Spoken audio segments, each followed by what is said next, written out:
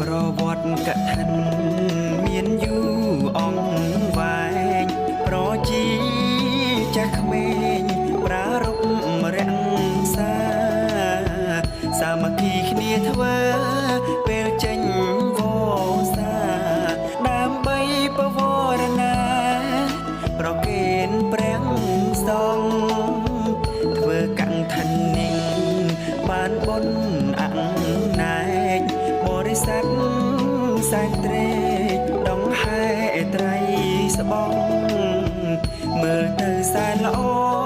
សែនស្អាតផូរផង់មានបាតត្រីស្បង់អដ្ឋបរិខាបុណ្យកន្ធនិញមានកាលកំណត់មួយខែត្រូវចំគឺធ្វើពុំបាន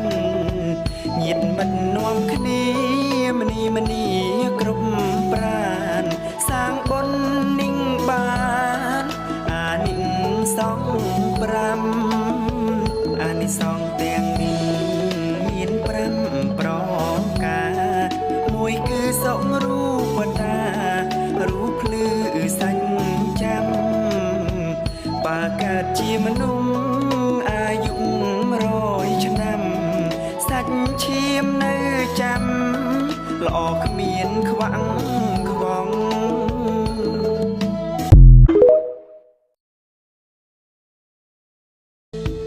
ប្រវត្តិកថា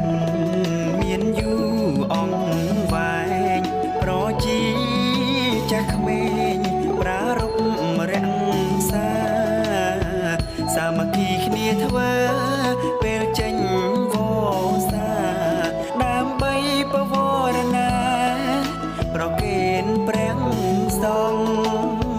ធ្វើកន្ធនិញ